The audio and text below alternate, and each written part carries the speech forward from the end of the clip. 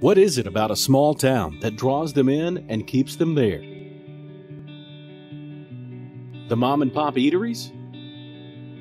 The city parks? The ability to ride your golf cart around town? The non-existent traffic? The picturesque, rural countryside? Or is it the waves crashing into the shore on Kentucky Lake and the Tennessee River? I just love the people of the town. The people of this community love this community. It's our people. People. We believe it's the people. Join us as we embark on the past, present, and future of Calvert City, celebrating 150 years of greatness. Calvert City, great life, great community. This documentary was made possible by CADA, the City of Calvert, Studio 270, and countless residents sharing their history in Calvert City, especially Bobby Faust. My ancestry goes deep in Calvert City. The banks of the Tennessee River, where Calvert City resides today, was once owned by the Chickasaw Nation. My ancestors came to this region while it was still Chickasaw territory. They came with an entourage led by Dr. John Howard and his brother Stephen Howard. In 1818, under Andrew Jackson's Treaty of Longtown, the U.S. government agreed to pay the Chickasaws $20,000 per year for 15 years in return for the Chickasaws' claim to land. Where Calvert City sits today was nothing more than a quaint farming community. Settlers came by the Tennessee River with land grants in 1822. A lot of people in Calvert City don't really realize that Calvert sits on the river. You know, it doesn't flow right through town, so it does sit right on the town. There was a ferry here in Calvert for many years. Haddock's Ferry opened in 1836 and shaved hours off of travel time for many folks. It was a shorter route than crossing the river via Patterson Ferry. And so for the settlers who were coming into this wilderness area, getting back across the river to Smithland was important because that's where they obtained their supplies. They would take wagons down to Haddock's Ferry and load up barrels of water to bring back to the farm. They also fished, they also musselled, they also baptized at Haddock's Ferry. Patilla W. Calvert, a direct descendant of Baltimore's Lord Calvert, received more than 2,000 acres in the land grant along the Tennessee River and the Big Cypress Creek. He married his first wife, Helen Wilson, in the summer of 1853 and began the construction of their home, Oak Hill, that was completed in the fall of 1860. Helen never saw the completion of the home project as she died in 1858. Calvert was already a well-established landowner and businessman. Surveyors for the Paducah and Elizabethtown Railroad accepted Patilla Calvert's offer to donate right-of-way if the railroad would build a shipping station near his home. This was accomplished, and the depot was named Calvert City. Patilla's home still stands today. What was once the center of Calvert City, Oak Hill is a beautiful two-story home that has had many residents since the 1800s. I grew up in the Calvert house, the house that Mr. Calvert built when he came to town in 1860, they say. Quality materials were used from the exterior siding to the nails and even the coloring pigments used in the paint. There's a neat little book called Oak Hill. My dad wrote a book about the house we grew up in, Oak Hill, kind of like historical fiction, I guess. He wrote about the way life was back in the late 1800s. After the death of his wife, Patilla remarried, and a new mistress moved into Oak Hill. Margaret Jane Carr was 18 years younger than Patilla, and they met on a cattle buying trip in Henry County, Tennessee. The following year, in 1871, Calvert City was incorporated as a city. John Taylor, a blacksmith, became the first mayor, and Pete Summers, the town marshal. Those early pioneers started businesses and helped develop the city that grew up around the depot.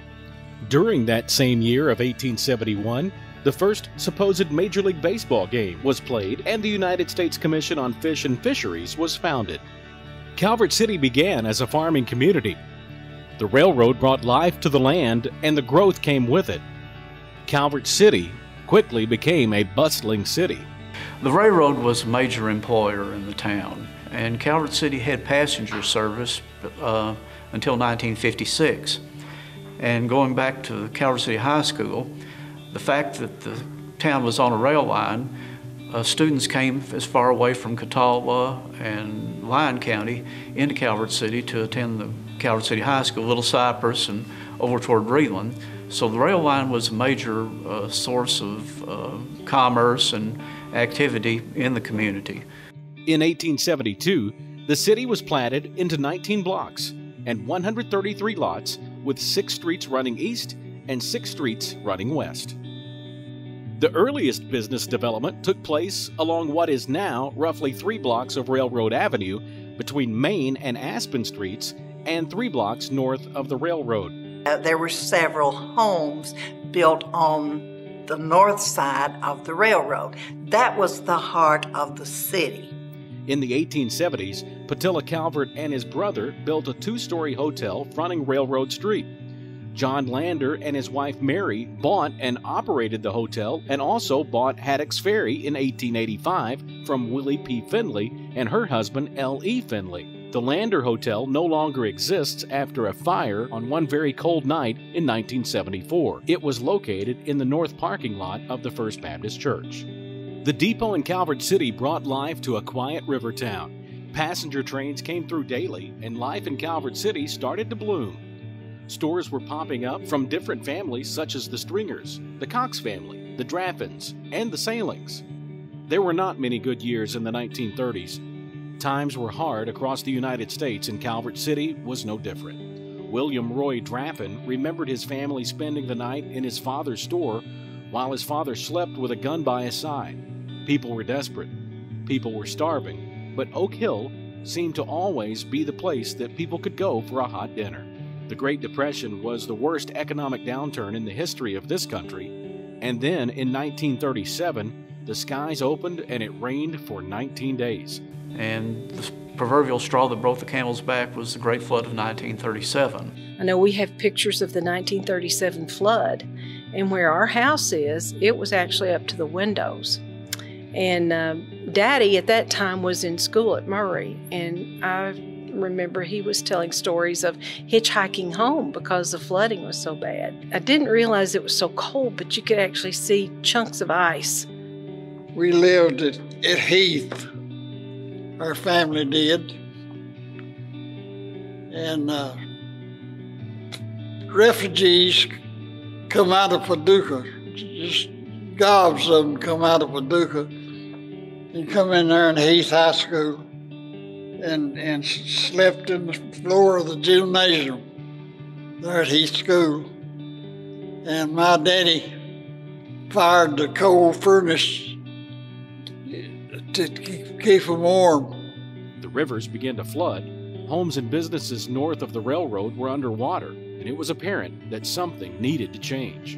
A name in Calvert City that is pretty famous is the Draffin name.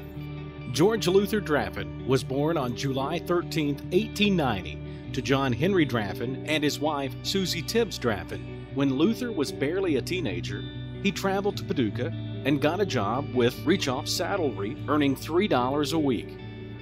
He paid $2.50 for room and board, and after learning the trade, he moved back to Calvert City and opened his own harness repair shop in 1906.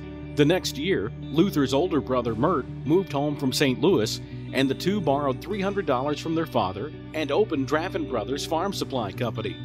The Farm Supply Company later became Draffin Brothers Department Store in 1916. It was a store that had everything from groceries to clothing, farm supplies, and hardware.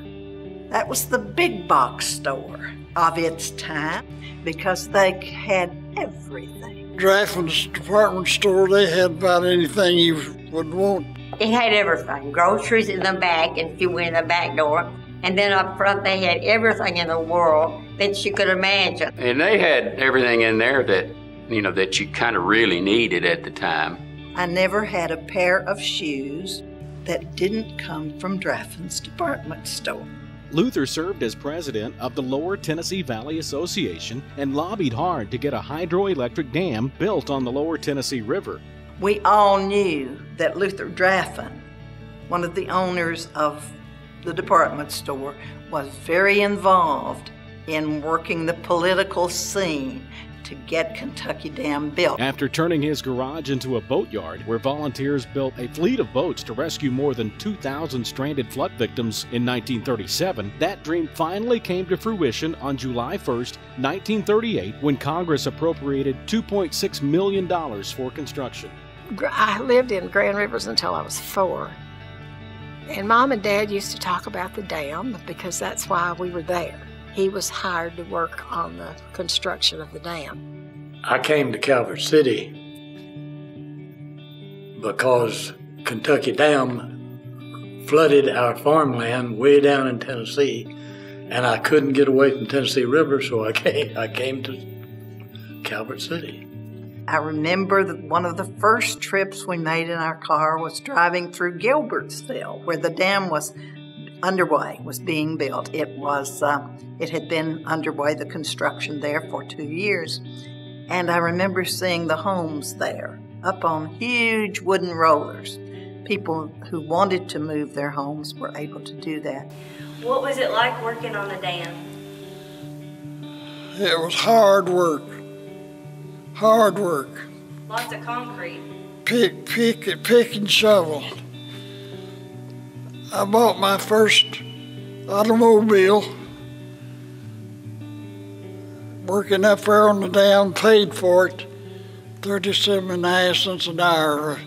Kentucky Dam is 22 miles upstream from the confluence of the Tennessee River with the Ohio River. The dam is the longest in the TVA system, and the reservoir, which stretches for 184 miles across Kentucky and Tennessee, is the largest in the eastern United States.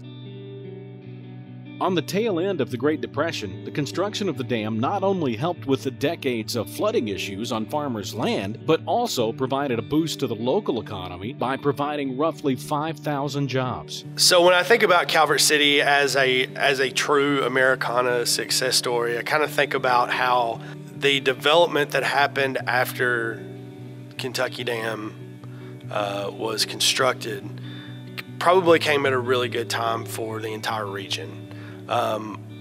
Unemployment was very high. There was a lot of poverty in this area. And so when that kick-started the industrial growth that we've seen in Calvert City, but also throughout the entire region, I think that gave people opportunity and hope to stay here, to work here, to have their families live here.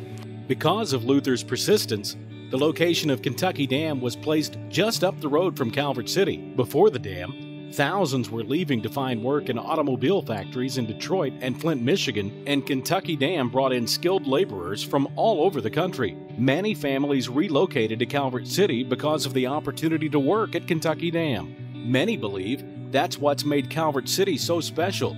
Different people and cultures from all over the United States moving to live and work in Calvert City.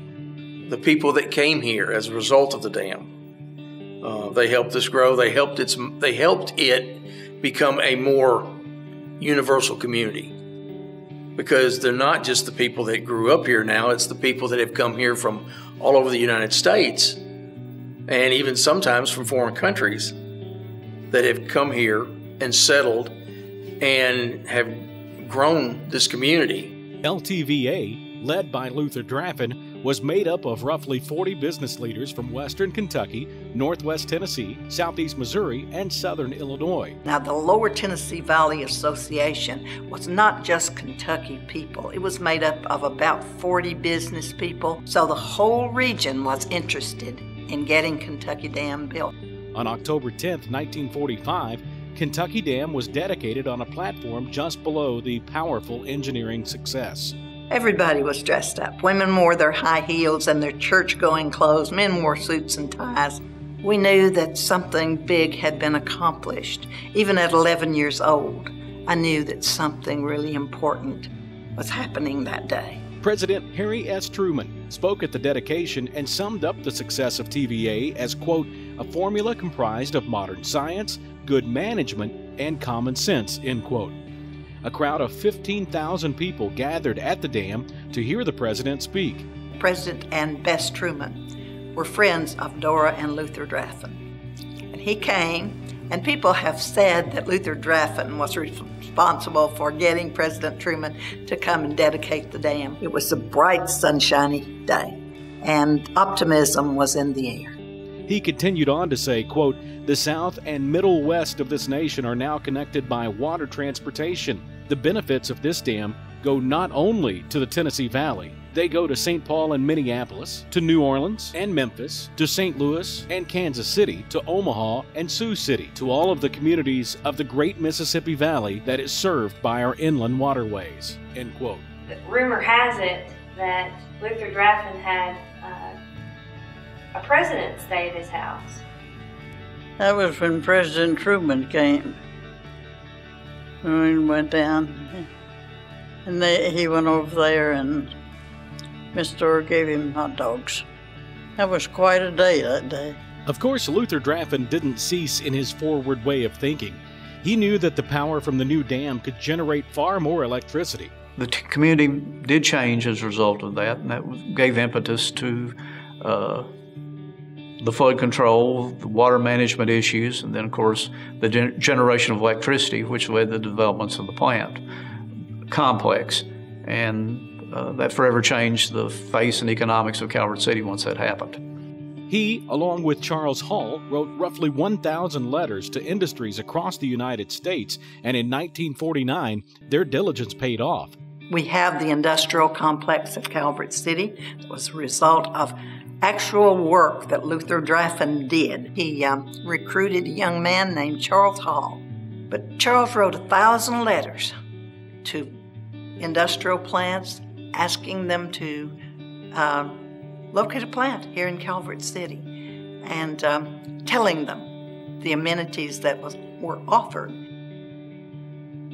Mr. Draffin and Charles Hall were successful in 1948 when the Pennsylvania Salt Manufacturing Company announced it would build a plant. Pennsylvania Salt Company opened, and shortly thereafter, other industries followed suit, turning Calvert City into one of the largest industrial centers in the Southeast.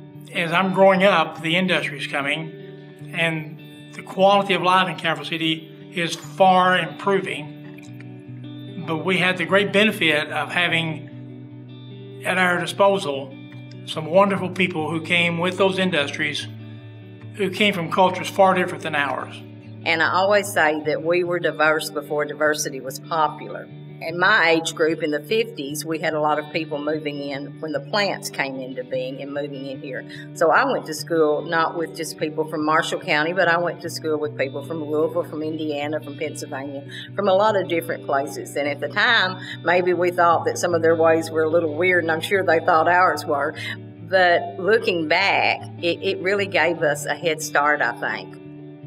I look back at it, Calvert City was probably the most cosmopolitan city in the Erie. Because of those plants, people came in here from everywhere. I didn't really understand at the time that probably was a little abnormal for such a small little town in far western Kentucky. You had a lot of people that would come into the community with the plants, and they would be here for a period of 3 to 4 years, and then they would move elsewhere. So I can think back, and a lot of kids that I went to school with, we only knew them for a short period of time, and they were gone for the community. And to this day, you can't wonder what happened with some of them. Pennsylvania Salt Company, now Arkema, celebrated its 70th anniversary in Calvert City in 2019. Arkema, along with Ashland, Evonik Corporation, Carbide Industries, Cimatec Corporation, Estron Chemical, Lubrizol Advanced Materials, Sekisui Specialty, Fokker, Westlake, and Clean Earth provide high-wage, high-demand jobs for our community and our region. Yeah, I remember when the plants all started coming in. My daddy was one of the first employees at Penn Salt. I wasn't born here. I was born in Pennsylvania. My father got transferred with the Penn Salt plant down here. We used to my mother would drive down there with his supper, and we would drive right up to his control room and get out and go into his control room and eat supper with him. And you wouldn't even dare do that now with all the everything going on. I mean, and I tell people that, and they say, "You doing it?" I said, "Yeah." And almost everybody in my family had, you know, a job that was either at one of the plants or some business in Calvert or in the area that supported them in some way. And then at that time, the group, the men of several different plants, we had softball teams where the people from the plant played softball in different locations. Mainly at the old park is where we did most of our softball playing. Because of the efforts of our early citizens, Calvert City continues to dream and keep Calvert City forever moving forward. When I knew Mr. Draffin, he was already getting up in years. And he lost much of the vigor that he had in those early years, but he hadn't lost any of his compassion, I don't think. Had a great vision for Calvert City, could see improving the quality of life for lots of people, and worked tirelessly for that effort. The 1800s was a time in history when many Americans were struggling just to provide the basic needs for their family. Tax money didn't fund schools, so parents were faced with the reality that if they wanted their children to learn how to read, they needed to pay for it. There were no schools in the community before 1868. That year, Jimmy Draffin, John String, and Alicia Cox started a public subscription education system. A log schoolhouse was built on what is now the corner of First Avenue and Main Street. Goober Smith was the first teacher. In 1918, Lucy Faust started a drive to establish a high school. 50% of the cost would be paid for by the town residents and 50% by the Marshall County Board of Education. In the fall of 1919, Calvert City High School opened with a 2-year program. People do not realize the effect that it had on this community. A high school diploma at that time was comparable to what a college degree would be now, because you had lower percentage of the population that were high school grads, but it did open the doors to allow a lot of people to complete a high school education and thus obtain better jobs.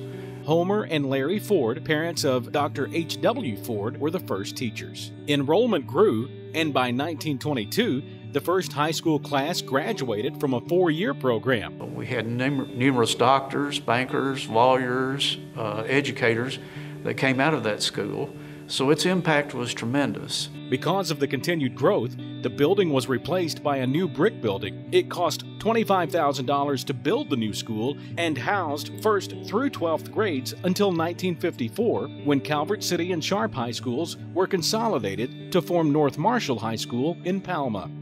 Then I went to Calvert, to high school. 4 years. Last class to graduate from Calvert City High School, 1955. It was high school when I started school there. First grade, it was Calvert City High School. And I think the high school moved in 1955 and went to North Marshall. And I remember the big consolidation was a big hoopla when the schools all went together. In 1960, the elementary school that we all know now on Fifth Avenue opened.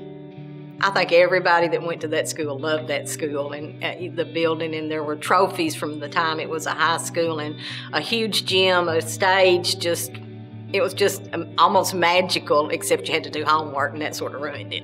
Calvert Elementary was just a special spot.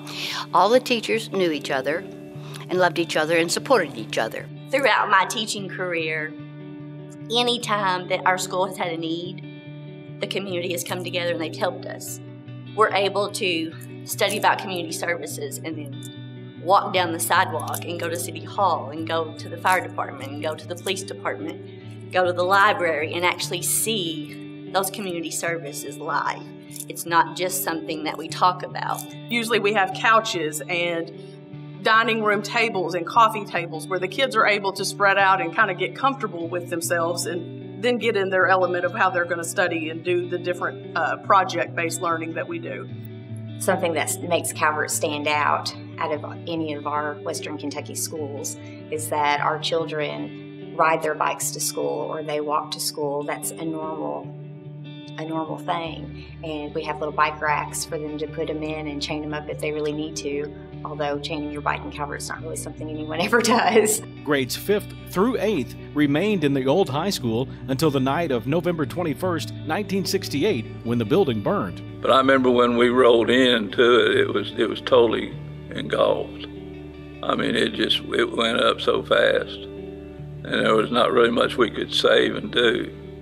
In 1982, Howard Beth of Calvert City coached his Marshall County High School Lady Marshals basketball team to the Kentucky State Girls Basketball Championship played at Eastern Kentucky University in Richmond. And in 1984, the Lady Marshals did it again, becoming state champions of Kentucky High School Girls Basketball. The 1984 Lady Marshals were the last Marshall County High School basketball team to win a state championship. Howard and Ann's son Aaron led the 2021 Lady Marshals to the finals of the state championship in Rupp Arena. They lost 49-47 to Sacred Heart Academy in the nail-biting final seconds. Lee Cox was a businessman in Calvert City for many years. When his will was probated on December 21, 1950, he left $100,000 to the American Bible Society. The remainder of his considerable real estate holdings and cash were donated to the city to build the Lee Cox Memorial Hospital.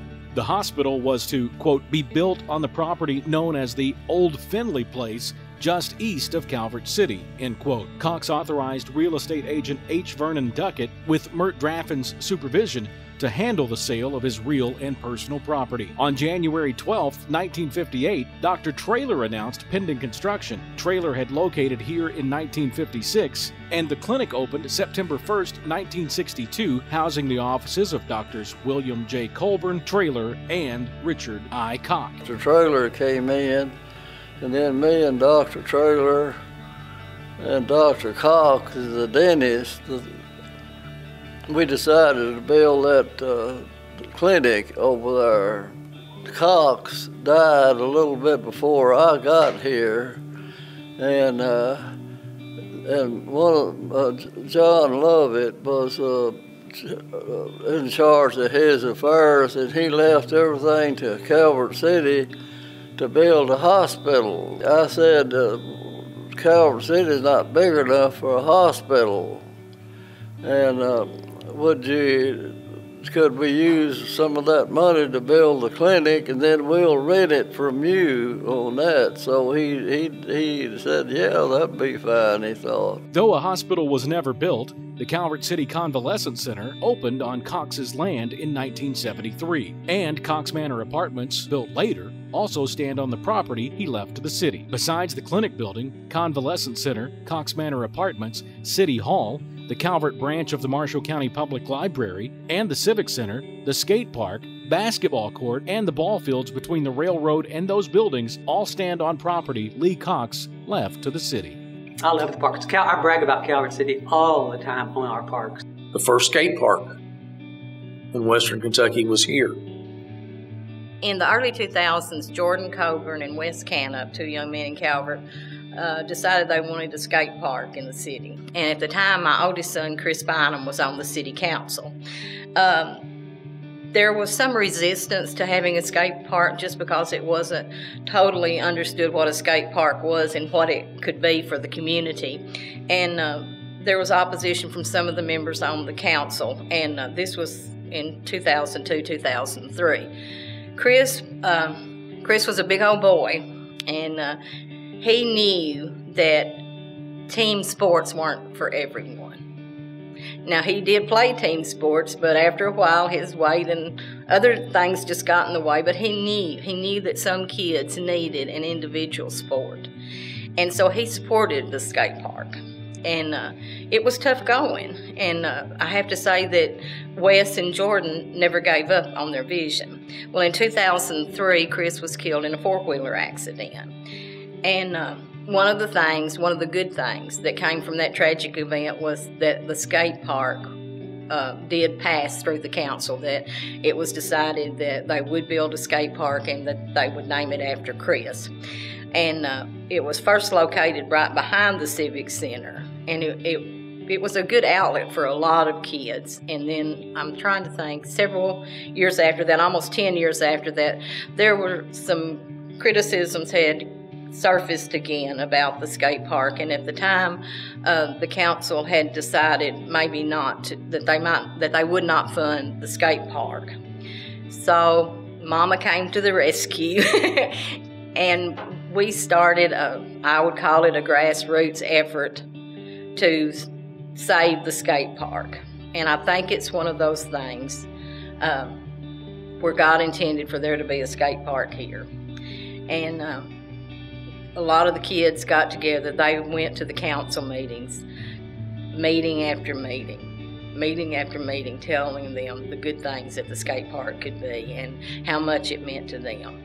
And I went to Lynn, and I sat down, Lynn Jones, and I sat down with him, and I just told him, I said, you know, there's been times when you and I have not agreed on things, and I said, but I've never doubted your love for Calvert City. I still don't doubt his love for Calvert City.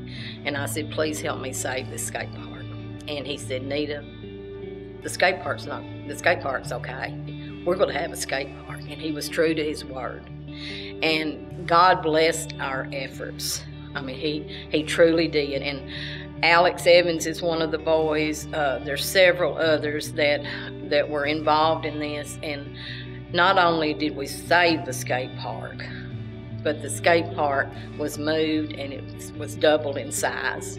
And we had a rededication of the skate park, again, thanks to Lynn, and it's still named after Chris. And I just love it that it's there. Because of the industrial complex in Calvert City, neighbors were not typically born and raised in Calvert City. In the 1950s and 60s, Calvert City residents were from all over the United States. Because of this, it made Calvert City unique in culture and spirit. Like many small towns, riding bikes to the Five and Dime or catching a movie at the local theater were all part of growing up in Calvert City. Man, what an awesome place to grow up. We would go off into the woods in the morning and be home for dinner. So it was a safe place. We could do things like that, and our parents didn't really worry about us.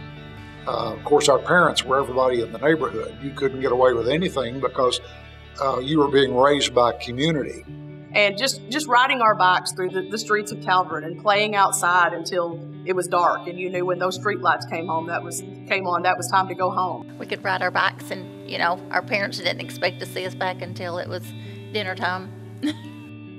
Back then, you could ride your bike, not have to worry about anything. I mean, nothing. I did a lot of bicycle.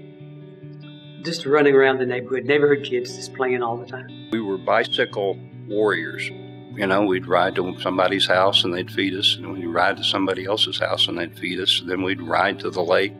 But we rode bicycles everywhere, and I lived up Evergreen Street, and if you come up Evergreen Street and across the yard of the Presbyterian Church into the parking lot of the little, there's some apartments up there, they had a gravel parking lot, then the bicycles had worn a path.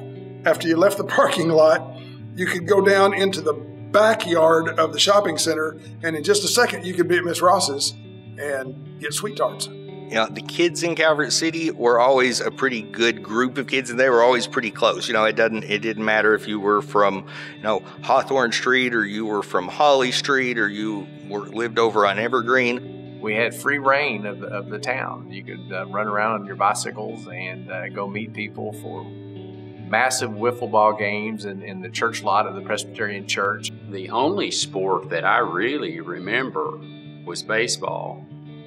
And we only had just the one baseball diamond, and that was at what's now known as Old Park. And it was the park at that time. We played all of our games at Old Park, what you call Old Park now, which was the only park at that time. Old Park was here, and we would play baseball out there, softball. But really and truly, that was about the only ball field or anything we had. And when you look around now, it's amazing at how many facilities we do have here in town. That was the primary park, was Old Park. There were a couple of different ball fields there. And I'm sure other people have told you that area was known for having huge mosquitoes.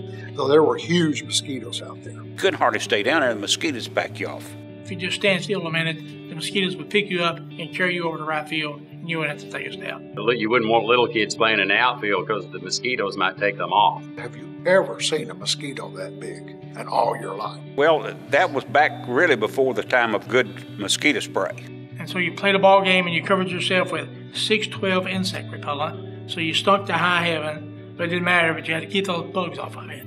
Evelyn Harrington, now 110 years of age, and her late husband Paul built the Calvert City Drive-In. Prior to building their own theater, Paul worked for Ruffin Amusement Company and traveled all over the region building movie theaters and performing maintenance. In 1950, Paul and Evelyn purchased the Calvert Theater that was located on the west side of Main Street, where Industrial Process Equipment Group is now located. But my sister and I used to walk to Calvert on Saturday afternoons to see the movie. There was an indoor theater over by Drafton's apartment store. And so we would go, and for a quarter, we could see a double-header, I'm sure it was a Western, and get popcorn and have a penny back. Calvert City has had 6 mayors since 1871. John Taylor, a blacksmith, was elected as the first mayor of Calvert City. In 1961, Mayor William Colburn was elected and remained mayor until 1981. Colburn was the longest-serving mayor to date. Keene Mckinney was elected mayor in November of 1985 and served 1 term. Hans Conrad was elected in November of 1989 and served until 1993, when Lynn Jones was elected and served until his untimely death. Mayor Gene Colburn was selected by the City Council to continue Jones's term. My name is Linda McKinney. I am the widow of Keene R. McKinney. Now, that was a very tumultuous time during the time that Keene was mayor, because Greenpeace decided to come down full force on Calvert City, and that was to Keene like it was wounding his heart. And he took up for, of course, our community and Calvert City and stood strong. And I really feel like that Keene's service has bettered this community. He started the parks. He annexed all the plants to get them inside the city limits, and he did very, very many unknown things that have benefited this entire community in this entire area. And he was proud of just the community spirit that was here, and the helpfulness of people and the willingness of people to work and to make this place a good place to raise children. I ran for mayor and won that, and then I served, I believe, 6 terms. I thought I was a pretty good mayor. I don't know what other people thought, but we did quite a bit. But Calvert City was a very unusual place. Everybody was interested. They loved to be here, and if they didn't like a small town, they wouldn't be here, see. No, I think the thing that I'm most proud of is to see so many people who have taken Calvert City and the development of the city, the ownership of that, and have volunteered and did what they could do to make it a success. Nothing that's been achieved has been achieved only as a product of one person. It's really interesting that each of us think of the city in our own way in our growing up, and who we know and who we don't know, and how we think it should be, tempered with a vision of how it could be and how it should be. And I think we're working really well together and have grown a community even stronger in the small town roots, and I think people should want to come and be a part of it. Calvert City Golf and Country Club opened in May 1970 with its 18-hole golf course, Olympic-sized swimming pool, and clubhouse. It was built on a farm Mayor William Colburn acquired from Henry Smith and lies off 5th Avenue between Oak Park Boulevard and Lone Valley Road. And then Doc Colburn built the golf course. He just went around to all his friends that had a little money and said, "Give me some money, we're going to build a golf course," whether they played golf or not. And he raised the money, bought the property, and built the golf course and got a lease on it for like 60 years. More of the charm to Calvert would be, getting on your golf cart and riding up to the golf course. And that's where, my kids can take lessons while I enjoy just teeing off and enjoying some downtime. Since the dedication of Old Park, Calvert City has expanded its park system. Memorial Park has a splash fountain and amphitheater. Doctors Park hosts many ball games. The Chris Bynum Skate Park, named for the late comedian, radio personality, and city councilman, as well as the tennis and pickleball courts, have all been great additions to the town center. Pickleball is like tennis, badminton, and ping pong. We are both Marshall County USAPA ambassadors, which means we promote pickleball and for local areas. And we've contacted several people in Marshall County and neighboring counties, and they have picked up pickleball. But it's grown from 2 to roughly 40 regular players and 60 on our communication list.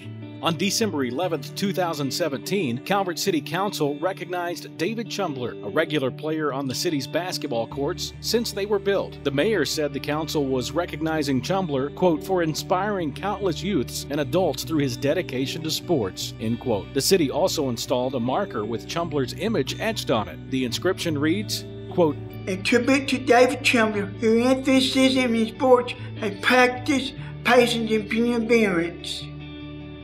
In 1988, a group of local citizens, with the city's endorsement and assistance, organized a citywide festival they called Homecoming 88 over the 4th of July weekend. Lloyd Ford, who had long lobbied the city to establish a festival on Independence Day, had hoped the homecoming would evolve into a yearly event. In 1989, Lloyd Ford and several other business owners and citizens formed the Calvert Area Development Association and sponsored Freedom Fest on July 4, 1990. Now called Ameribration, no matter what day of the week, the festival is always held on the 4th of July. We love Ameribration in my family. A lot of our family, in fact, a lot of our family from outside of Calvert comes here because of the great fireworks and the parade. This is a staple event that you can expect Calvert to see every year, and it's a great festival for you to bring your family to. A wonderful day that's got activities for all age groups, whether it's live music, whether it's the kids parade, and we have other kids activities, but of course you end the night with a really huge fireworks celebration on the water. Over the years, CADA has started multiple annual events. Kites Over Calvert, Fall Fun Fest, the Ameribration Pageant, the Calvert City Christmas Bazaar, and the tree lighting. These volunteers take time from their busy schedules to improve the quality of lives for our residents in our region. 92 maybe is when CADA actually started, because I think that's on the bylaws. But it has made a big difference in the town too. There was a core group of young people like you that were here raising their children. So and they were from all over. They weren't just from Marshall County. It was, not that that's bad, I don't mean that, but it brought in new ideas, and we all did things together that bonded our friendship. The Benton Lions Club chartered the Calvert City Lions Club in 1948. Lions organized the volunteer fire department and helped raise funds for the first fire truck in Calvert City. In the late summer of 1950, a house being built in a new subdivision caught fire in the middle of the night and burned to the ground, even with the work of a bucket brigade. At the next Lions Club meeting, it was voted to purchase a fire truck. There was a house that caught fire in Calvert and burned to the ground, and there was no fire department around. There was none. And the Lions Club got together and decided to put together a fire department. So we decided we'd better get us a department ready and get us a fire truck and get started, so we did. And that's when we got our first fire truck. Bought a fire truck, and we have that fire truck today. It's been restored. We're just keeping it for our antique. And keeping it because for the good it has done. All that was so beautiful. It just, I just wish that Ed and Kenneth and all the Lowell and all the older guys could see that truck now because that's how it was when they first got the truck. That's what it looked like. I can remember riding on the tailboard, putting my coat on, hanging onto the bar, and putting my coat on, and there'd be about 4 or 5 guys standing on the back of the truck going to a fire. I always thought that was the coolest thing, to ride the back of the fire truck, you know. We've had some narrow escapes on there because the only place we had to ride was on the dovetail on the back. And I got thrown off of it down there by the old Gifty Tea Room, and Fred Ross just happened to catch me and keep me from falling plumb off. And they went to Ed at his store, jewelry store, and told him what they wanted to do, and they wanted him to be the fire chief. And like he told me, he said, I told him I didn't know anything about a fire department, you know, really. This is all new to him, too, so. Had a little old building that we had to keep the fire truck in. And it was so narrow inside that you couldn't get out the door, open the door wide enough to get out.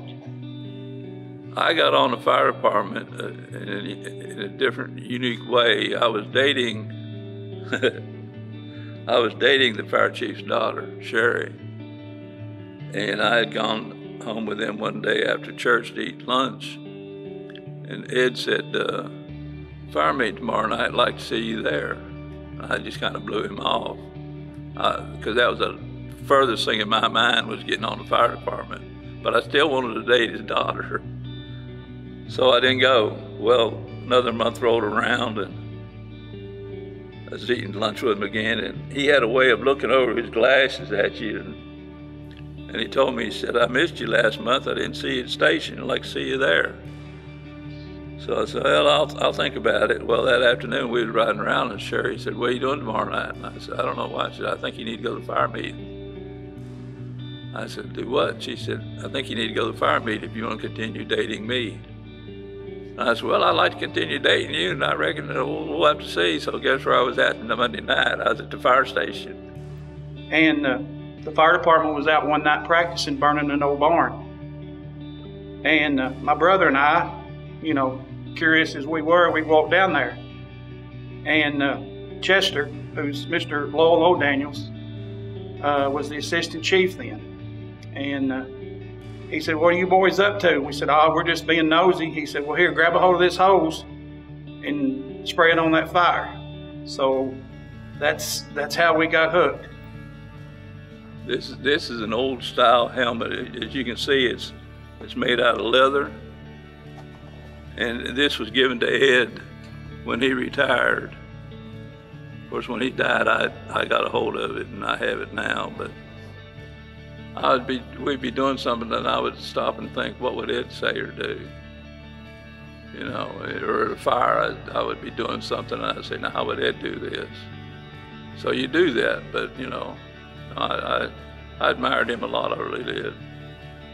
But those guys in that picture that you have there, they would love to see old number 1 again rolling down the street. The Lions Club selected Ed Rendleman to be the first fire chief. In 1996, Rendleman's son-in-law took over as Calvert's fire chief until his retirement in 2019. The Lions Club and Women's Club were active in the community. They assisted in the naming of city streets, establishing a grid for house numbers, purchasing and installing street signs, and jointly starting the first public library in Calvert City. The Lions Club have done just wonders of the things of Marshall County, as well as Calvert City. The first fire truck, the first street lights, the first ball fields, first library. In fact, the library that's here now is named for Lynn Thomas, who was a member of the Lions Club. I mean, the list goes on and on of the many things that we've done in the community. We run the Celebration 4th of July parade and the Christmas parade, and have been running the Christmas parade or putting on the Christmas parade since 1960. During Christmas, the Lions Club hosts its annual Christmas parade and is the longest-running Christmas parade in the Commonwealth of Kentucky. The story behind the Christmas parade I assume it's true because my mother and dad were good friends at Bob and B. Arnold. But at the time, they had a daughter, Mary Ann, who was a drum major and majorette, and there was no place for her to march. There were no Christmas parades around. So they started the Calvert City Christmas Parade, allegedly, so she would have a place to twirl her baton.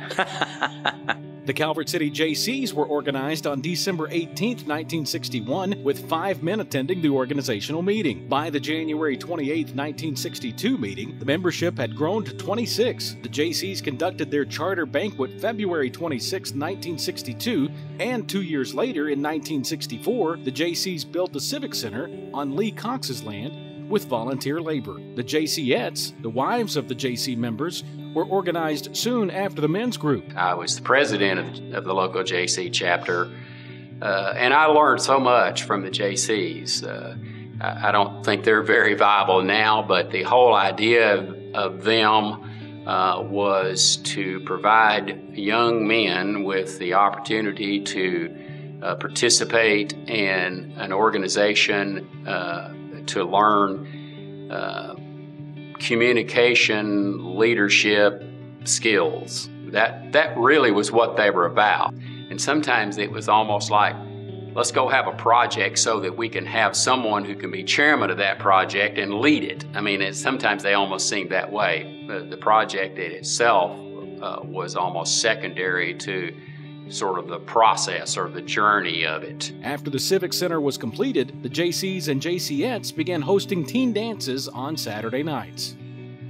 Prior to joining the JCs, I was a youth that went to some of their dances that they had right after they started it. Calvert City's future is already bright, but we don't want to settle. In 2021, we're celebrating the Sesquicentennial with 150 events and projects put in motion to make Calvert City a better place. From planting trees to highlighting our local businesses, 150 Calvert City's message sparks civic engagement and pride in our little city. From a railroad depot to a nationally recognized city for industry, Calvert City has come a long way since 1871, and we're celebrating all year. The events of 150 Calvert City include a 3-day festival of bluegrass music, art, videos, and history projects. We also plan to recreate some of the favorites held at Calvert City Centennial in 1971, like the world-class beard contest and an old-fashioned fiddlers contest. I actually remember the first centennial when that occurred. I was about 10, I guess.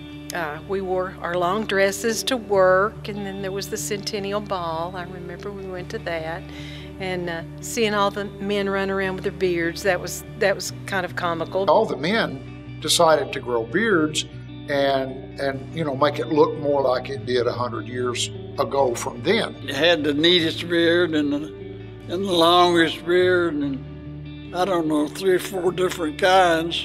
All the men they had wild. Bill Burt's dad had the big lamb chops, and everybody had unique. Some people had the big long beards, and Fred Ross's dad had a big long white beard. Oh yeah, my dad grew a beard, and that was funny to see. But he grew a beard, and he won the best beard contest. Somewhere I've got his plaque. Gordon Hargrove was dressed like Abe Lincoln, and he won the top prize in the beard contest.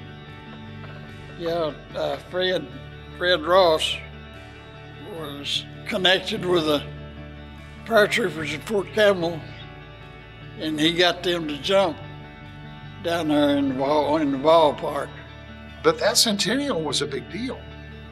I can remember that, even though I wasn't in town at the time. The Sesquicentennial is an opportunity for residents to celebrate the pride and vision of our founder, Potilla W. Calvert, and to show admiration for those influential families that continue to keep Calvert City moving forward.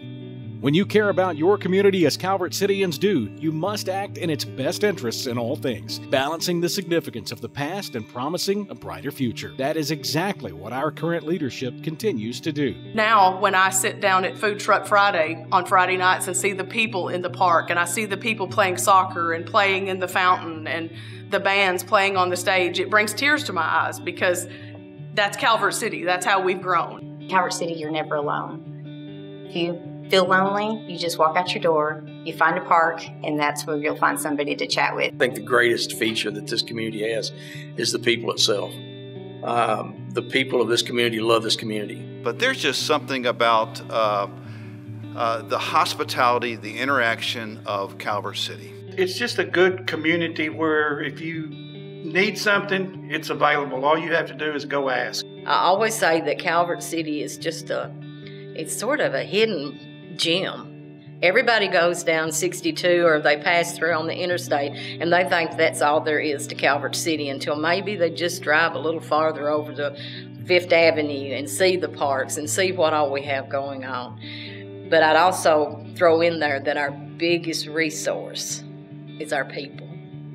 And people love Calvert City. They love this town, and they're willing to work for it. They're willing to fight for the things that they believe the city needs and the things that they think are right. When I think of Calvert, I think of home. And that's what Calvert means to me. It means home. Priorities over the coming years include necessities like improving existing infrastructure, housing, and streets, but also focusing on cultivating a prosperous tourism culture. What makes our city special is not the history, culture, pristine parks, biking trails, or the Tennessee River and Kentucky Lake. It's the people. It's the community. And I think the thing that I like best is that so many people have been involved, and so many people now have captured a vision to make Calvert City the very, very best place it can be. I'm proud of the Greenway Trail. I'm proud of Fifth Avenue, Highway 62, the airport, multitudes of other things. But it's the people that I'm most proud of. The former mayor, Lynn Jones, said it best, quote, "The best of life is right here in Calvert City, and that life is limited only by our imagination. So let's imagine big. Another generation depends on us." End quote.